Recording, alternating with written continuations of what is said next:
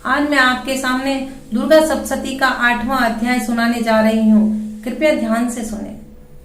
8वां अध्याय, रक्त बीज वध। मैं अणिमा आदि सिद्धिमयी किरणों से आवृत भवानी का ध्यान करता हूँ। उनके शरीर का रंग लाल है, नेत्रों में करुणा लहरा रही है तथा हाथों में पाश, अंकुश, बाण और धनुष शोभा पाते हैं। ऋषि कहते हैं, चंड और मुंड नामक दैत्यों के मारे जाने तथा बहुत सी सेना का संहार हो जाने पर दैत्यों के राजा प्रतापी शुंभ के मन में बहुत बड़ा क्रोध हुआ और उसने दैत्यों की संपूर्ण सेना को युद्ध के लिए कूच करने की आज्ञा दी। वह बोला, उदयुद्ध नाम के 86 दैत्य सेनापति अपनी सेनाओं के साथ युद्ध के लिए प्रस्थान करें। कंबु नाम वाले दैत्यों के 84 सेनानायक अपनी वाहिनी से घिरे हुए यात्रा करें। 50 कोटि वीर्य कुल के और 100 धौम्र कुल के असुर सेनापति मेरी आज्ञा से सेना सहित कूच करें। कालक, दोहार्द, मौर्य और काल के असुर भी युद्ध के लिए तैयार हों। मेरी आज्ञा से तुरंत प्रस्थान करें। भयानक शासन करने वाला असुरराज शुंभ इस प्रकार आज्ञा दें। सहस्त्रों बड़ी बड़ी सेनाओं के साथ युद्ध के लिए प्रस्थित हुए। उसकी अत्यंत भयंकर सेना आती देख चंडिका ने अपने धनुष की टंकार से पृथ्वी और आकाश के बीच का भाग बुझा दिया। राजन, तदंतर देवी के सिंह ने भी बड़े जोर जोर से दहाड़ना आरंभ किया। फिर अंबिका ने घंटे के शब्द से उस ध्वनि को और भी बढ़ा दिया। धनुष की टंकार, सिंह की दहाड़ और घंटे की ध्वनि से संपूर्ण दिशाएं गूंज उठी। उस भयंकर शब्द से काली ने अपने विकराल मुख को और भी बढ़ा लिया तथा इस प्रकार वे विजयिनी हुई।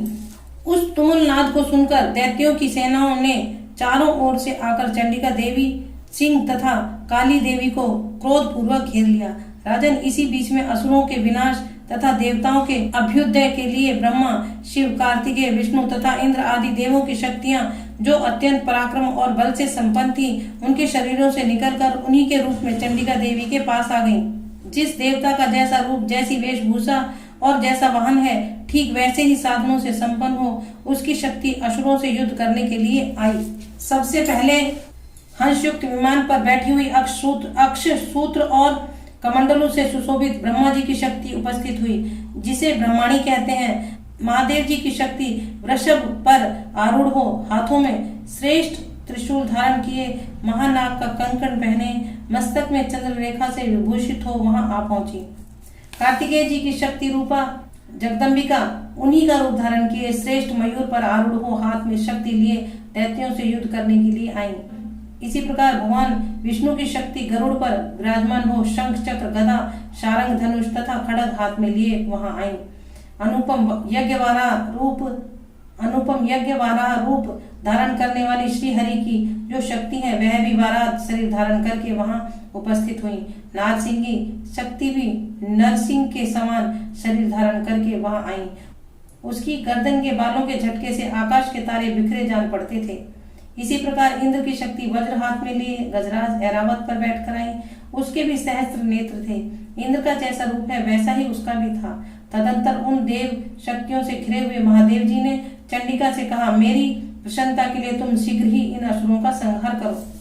तब देवी के शरीर से अत्यंत भयानक और परम उग्र चंडिका शक्ति प्रकट हुई, जो सैकड़ों गीदड़ियों की भांति आवाज करने वाली थी। उस अपराजिता देवी ने धूमिल जटा वाले महादेव जी से कहा, भगवान, आप शुंभ निशुंभ के पास दूत बनकर जाइए और उन अत्यंत गर्वीले दानव शुंभ एवं निशुंभ दोनों से कहिए, साथ ही उनके अतिरिक्त भी जो दानव युद्ध के लिए वहां उपस्थित हों, उनको भी यह संदेश दीजिए, दैत्यों, यदि तुम जीवित रहना चाहते हो तो पाताल को लौट जाओ। इंद्र को त्रिलोकी का राज्य मिल जाए और देवता यज्ञ भाग का उपभोग करें। यदि बल के घमंड में आकर तुम युद्ध की अभिलाषा रखते हो तो आओ, मेरी शिवाएं तुम्हारे कच्चे मांस से तृप्त हों।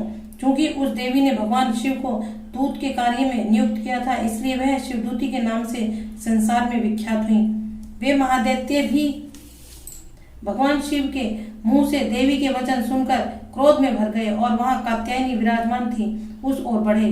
तदंतर वे दैत्य अमर्ष में भरकर पहले ही देवी के ऊपर बाण, शक्ति और वृष्टि आदि अस्त्रों की वृष्टि करने लगे। तब देवी ने भी खेल खेल में ही धनुष की टंकार की और उससे छोड़े हुए बड़े बड़े बाणों द्वारा दैत्यों के चलाए हुए बाण, शूल, शक्ति और फरसों को काट डाला।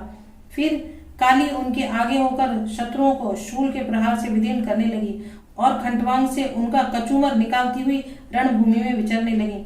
ब्रह्माणी भी जिस जिस ओर दौड़ती उसी उसी ओर अपने कमंडलों का जल छिड़ककर शत्रुओं के ओज और पराक्रम को नष्ट कर देती। महेश्वरी ने त्रिशूल से तथा वैष्णवी ने चक्र से और अत्यंत क्रोध में भरी हुई कुमार कार्तिकेय की शक्ति से दैत्यों का संहार आरंभ किया। इंद्र शक्ति के वज्र प्रहार से विदीर्ण हो सैकड़ों दैत्य दानव रक्त की धारा बहाते हुए पृथ्वी पर सो गए। वाराही शक्ति ने कितनों को अपनी थूथुन की मार से नष्ट किया, दाढ़ों के अग्रभाग से कितनों की छाती छेद डाली तथा कितने ही दैत्य उनके चक्र की चोट से विदीर्ण होकर गिर पड़े। नारसिंही भी दूसरे महादैत्यों को अपने नखों से विदीर्ण करके खाती और सिंहनाद से दिशाओं एवं आकाश को गुंजाती हुई युद्ध क्षेत्र में विचरने लगी। कितने ही असुर शिवदूती के प्रचंड अट्टहास से अत्यंत भयभीत हो पृथ्वी पर गिर पड़े और गिरने पर उन्हें शिवदूती ने उस समय अपना ग्रास बना लिया। इस प्रकार क्रोध में भरे हुए मातृगणों को नाना प्रकार के उपायों से बड़े बड़े असुरों का वर्धन करते देख दैत्य सैनिक भाग खड़े हुए। मातृगणों से पीड़ित दैत्यों को युद्ध से भागते देख रक्तबीज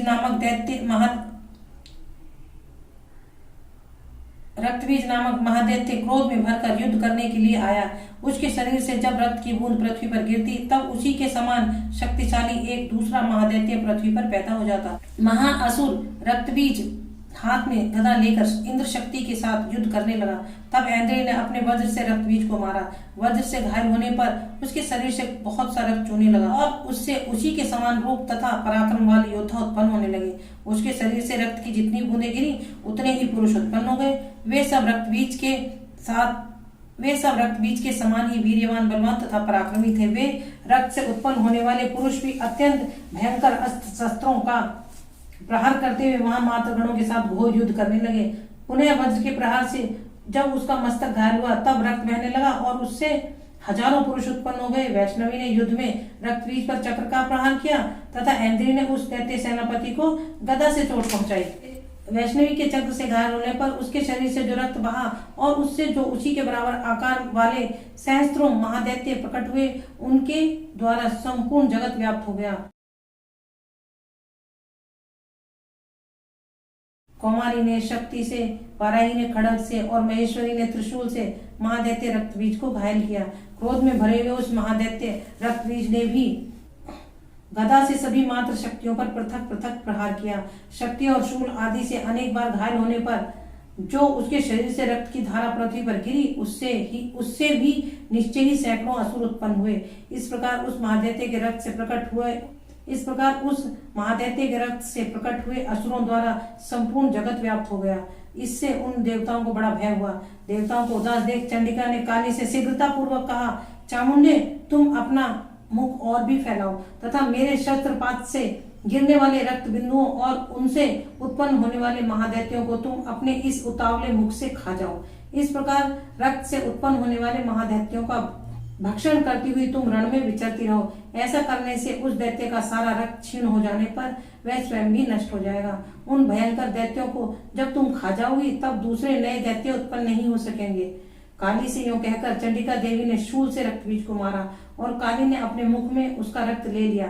तब उसने वहां चंडिका पर गदा से प्रहार किया, किंतु उस गदापात ने देवी को तनिक भी वेदना नहीं पहुंचाई। रक्तबीज के घायल शरीर से बहुत सा रक्त गिरा, किंतु ज्यों ही वह गिरा त्यों ही चामुंडा ने उसे अपने मुख में ले लिया। रक्त गिरने से काली के मुख में जो महादैत्य उत्पन्न हुए उन्हें भी वह चट कर गई और उसने रक्तबीज का रक्त भी पी लिया। तदंतर देवी ने रक्तबीज को, जिसका रक्त चामुंडा ने पी लिया था, वज्र, बाण, खड्ग तथा रिष्टि आदि से मार डाला। राजन, इस प्रकार शस्त्रों के समुदाय से आहत एवं रक्तहीन हुआ महादैत्य रक्तबीज पृथ्वी पर गिर पड़ा। नरेश्वर, इससे देवताओं को अनुपम हर्ष की प्राप्ति हुई और मातृगण उन असुरों के रक्तपान के मद से उद्यत सा होकर नृत्य करने लगा। इस प्रकार श्री मार्कंडेय पुराण में सर्वाणिक मनवंतर की कथा के अंतर्गत देवी महात्म्य में रक्तबीज वध नामक 8वां अध्याय पूरा हुआ। बोलो सचिया जोता वाली माता तेरी सदा ही जय जयकार। बोलो सांचे दरबार की जय।